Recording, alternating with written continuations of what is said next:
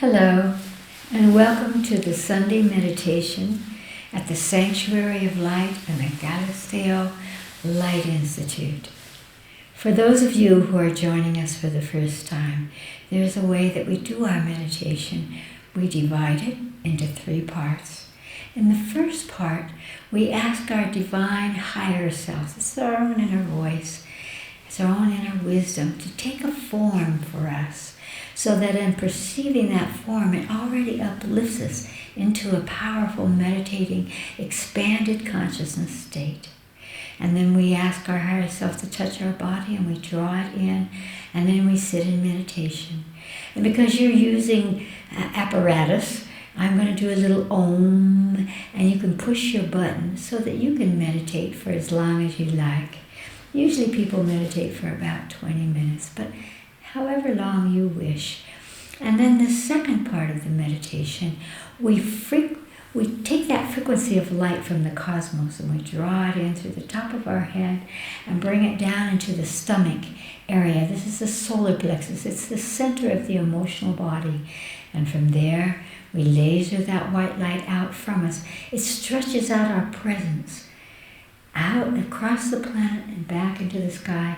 And through that part of the meditation, we just keep drawing it down and sending it out. Breathe in, draw it down, exhale, laser it out across the planet and back into the sky. That will take you into a deep meditation. Again, a little Om, and pushing the button. And then in the third part of the meditation, each week people send things that they would like for us to focus on, so that our meditation becomes something that, having come into our deepest center, we then bring something out into the world. This week, because tomorrow in my neck of the woods and some places in the world, they've already practiced Halloween, but tomorrow it will be Halloween, or the celebration of the Day of the Dead in our area. And so I would like for us to focus on that in terms of spirits, because the thing about the Day of the Dead or Halloween is all about the power of spirits, usually to scare us, to feel as if we have to do something to make it okay for them, etc. And so in this meditation of the Day of the Dead, of Halloween night, and that scary night, we're going to actually use our consciousness to imagine that we're lifting up all spirits that are in the astral and extending them out into the light, so that they can continue the evolution of their soul and they're not entrapped in any bodies here. This is a wonderful gift. It's more powerful than you can imagine. If we do these for the spirits of people you know who are waiting in the astral, can also be uplifted just by doing that exercise in consciousness. So if you're ready, and of course you are, we'll begin with our breath, because when we exhale, it slows our brain and brings us into a meditative state. So close your eyes. Begin by breathing in through your nose. Hold at the top a little, and then through your mouth, exhale, making a little whistling.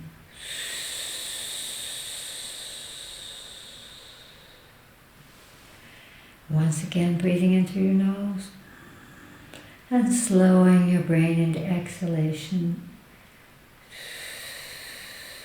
into meditation. And now, ask your higher self, it's the intuitive essence of your soul, it's your own inner voice, to take a form for you. It could be a being, or a light, a tree, an animal, an equation. Just ask it to take a form and see what form it takes for you at this moment.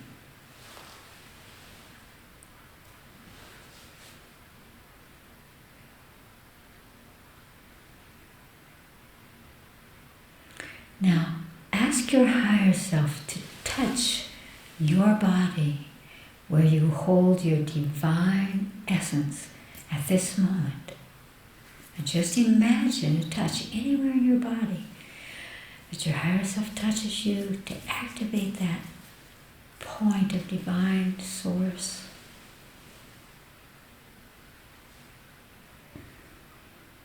Focus on that point that your higher self touches and breathe in through that point as if you were opening a vortex, and then draw your higher self in. And sit in meditation. Om.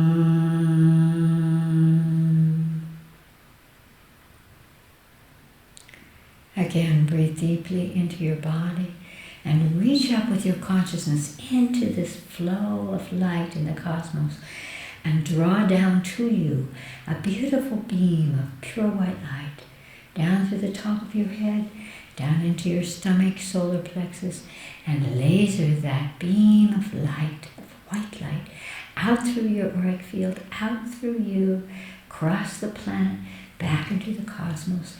Breathe in, draw the white light down, exhale, laser it out, and just continue that pattern in your meditation for as long as you like.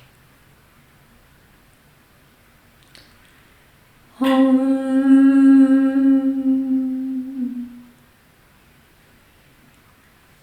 As you breathe deeply, bring into your mind's eye, imagine all the spirits, as we say the Day of the Dead, all of the beings who are in the astral. Some you may know, and some may be those magical beings that have to do with Halloween. All of the spirits, just bring them into your mind's eye as a group.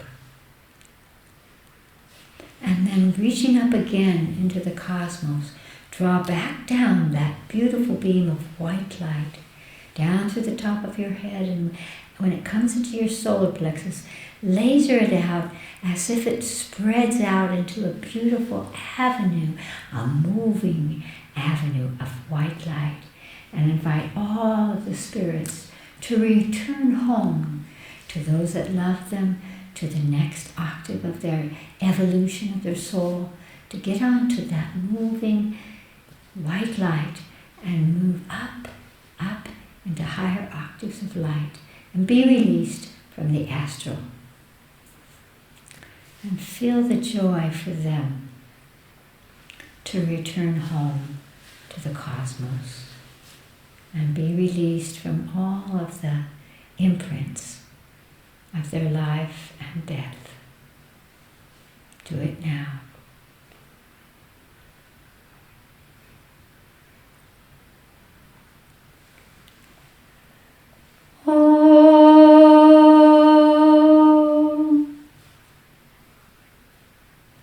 Take a deep breath into your body and open your eyes. And feel as you open your eyes that light is still going through you and moving out from you, because we are all beings of light. Our meditation has a second part. It's called knowings. And people from around the world each week send us questions that are dear to their hearts, that they would like for us to converse about in order to uplift us and illuminate us all. So Allison will tell us the questions that have come this week. Allison? The first question is from Dallas, Texas, in the U.S.A. Uh-huh. Chris, I want to thank you for your beautiful, pure delivery of wisdom each week.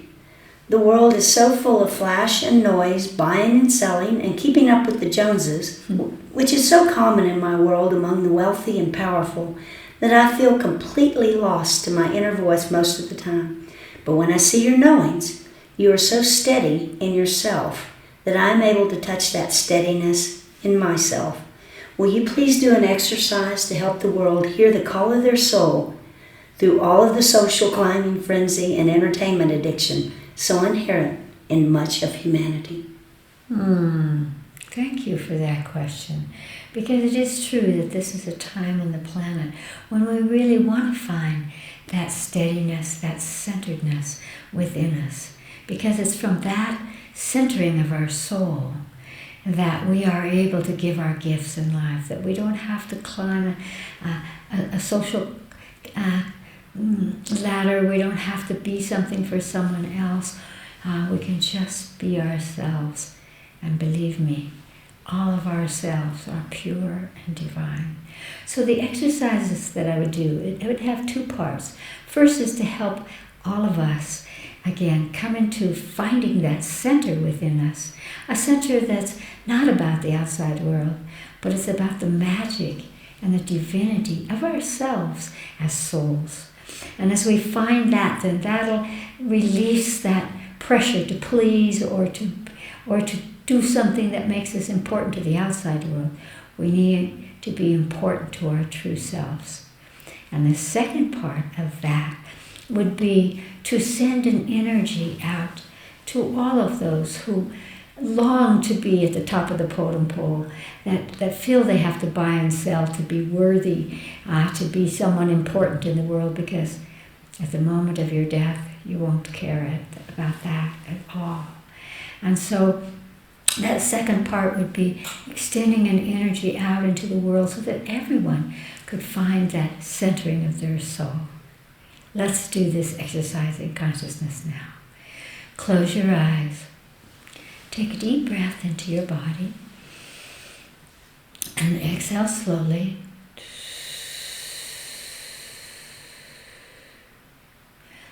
And ask your own higher self, your own intuitive inner voice, to show you where you hold that point of soul centering, of your true self. Where is your steady centeredness at this moment? It could be anywhere in your body that holds that vibration. You might see the place, or hear it, or feel it. So wherever you perceive that place of centering, just bring your conscious awareness into that place and imagine that you could move in to it, that you could feel it. Is it calm? Is it safe? Is it peaceful? Is it joyous? Move into that point of center within you and allow yourself to feel those true energies that are being held there. And now imagine that you could open that place of centering and allow the centering, steady energy flow out from that place through the trillions of cells of your body, so that every cell in your body aligns to that soul-centered energy. Our soul is not separate from our daily lives. It's not about whether we're good guys or bad guys or what we do.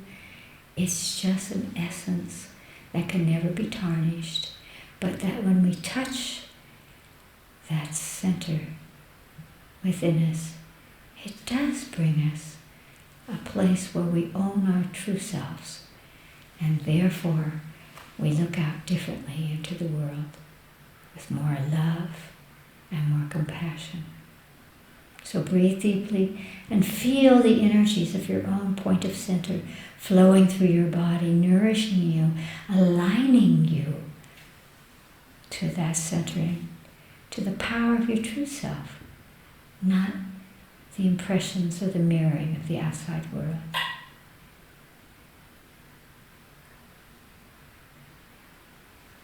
And now imagine, again, perhaps for you, if you are finding that you are buying and selling or looking at the Joneses or comparing yourself, especially anyone that you compare with or that you sort of bounce off in terms of your own worth or sense, bring them into your mind's eye. You could bring all of humanity if you wish. Gather them up and ask them what frequency of light what color they need from you to be able to find their center, that steady point of true self within them. Frequencies of light, color, is the cosmic language of communication. So see what color they ask for from you. And reach up into the cosmos and draw exactly that color down to the top of your head and laser it out through your solar plexus to them. And feel as if that light that they ask for, that color, penetrates them and creates that point of reference for them that will help them to find their centering, so that it is not about the evaluation of the outside world, but about the truth of the self. Continue to send that color to them until you feel a little shift. Maybe they smile, maybe they dissolve away, maybe they get bigger. That they have received, and that color has changed them, has opened them to their own center.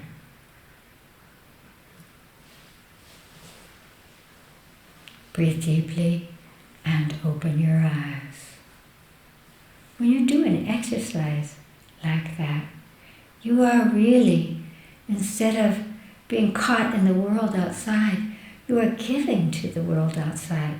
And that in itself, that action, will amplify your own steady center, the center of your soul, within your body, within your daily life, within it all. Great love to you. Alison. The second question is from Narvik, Norway. Narvik. Dearest Chris, I know you will be celebrating your Halloween in the U.S. soon, and my question is, why are people so attracted to scariness? Wow. And these are the days that really bring that. But it's not just these days. We love to be scared, frankly. We like to read terrible stories in the news, or listen to the news, or see it. We especially like to see anything that's scary. When we're afraid, there's a biochemical energy that occurs. Fear activates our fight or flight energies in us. So our heart rate starts fast. It stimulates us, so we kind of wake up. And in that biological and physiological shift, there's an addiction. And that addiction is that the body wants to replay it because it gets to stimulate all the organisms, especially the emotional body. And so then the emotional mind begins to look around and see where it can be frightened. Can it watch a movie? Can it see violence? What can it do that will stimulate that addiction? And this is why we really choose to be afraid. We pretend at Halloween that it's funny. You know, how scary can you get? And isn't it interesting that one of the ways that we do that is that we project the power outside us, that something's going to frighten us. So we think of witches, and we think of skeletons, and we think of monsters, and we imprint that in our children. And so that we are passing psychogenetically into them that habit and that attitude towards fear, to be frightened, and that somehow there's a goodness in that, when in fact there's really no goodness in that. It's just an addiction. And so I think it would be wonderful in Halloween, which is all about spirits, and spirits scare us. The idea that there could be ghosts, for example. We like to be frightened by that. But we could also use Halloween, as we just did in a meditation. It's so interesting that you asked this question, to release those spirits. That as they do in some countries and some cultures, they do honor the Day of the Dead, in which they feed the spirits. They have rituals about that. But from our perspective, it would be to honor them by releasing them from being entrapped. And in that way, we can know that we're the ones that walk on this planet. Not within the earth, not in the air, not in the darkness, not on Halloween, but that we participate in releasing spirits. And that's a way of truly contributing to a future for our children, a future for ourselves in which we can look for laughter and we can look for inclusion, not being afraid to be touched or to belong or to be a part of. And so Halloween will continue forever, but let us remember what it's about and see how we want to move with it. I love that very often in adult Halloween, instead of ghosts and skeletons and witches, we often mimic powerful people or visible people. And that's a good imprint that says, let me pretend that I am visible, that the world sees me. I like that. Most important, that you could see yourself as a visible being and know that your presence on this planet counts every day of your life. Alison, I think there's 3. The last question is from Edinburgh, Scotland. Dear Chris, here's my question. It's about sizing people up. Why do we do it, and how can we stop it? Wow. With gratitude to you. Isn't it interesting that all of these questions have really had an essence, a core that connects them, that segues all of them? Why do people size other people up? Because we have inherited psychogenetically that conversation of ourselves in the public, ourselves with others. And so we size them up to see whether we're as good as them. Could we be on top of them? Do we have more talent, more beauty, more intelligence, more whatever, more money than them? So we size them up in order to place them in that totem pole. Are they above you or below you or below you? And it's a pattern that is very important at this time on the planet for the evolution of us all and for that transition from the need for safety, from the violence, from all of that to a different kind of world. And so what we want to do is to realize that we're sizing people up because we're comparing ourselves to them and hoping that we're above them on this totem pole structure. Let's dissolve it and create a hologram in which everyone is the apex of their pyramid, in which everyone has something beautiful and wonderful and powerful because they're here, because they're present. So we don't have to size them up, but we could extend our consciousness to look for the goodness in them, the qualities that they have. And in that way, we could say, I could have those qualities. Do I have those qualities? And what I would tell you is that if you see a good quality in someone else, you have it. Otherwise, you wouldn't notice it. You would have no frame of reference for it. So when we reflect from others their qualities, and we realize that we don't have to wish we had them, we just have to find them inside ourselves. And so what I would say to you is, think of someone that you are sizing up. And instead of sizing them up in comparison, can you win that one? Are you on top of them? Focus your consciousness on what is the quality that I actually like in them. Maybe they're humorous or creative or loving. And then ask yourself, where do I hold that quality in me? The more that you do that, the more in the first place you'll magnetize friends and you'll magnetize energies in which people see you and applaud you for who you are.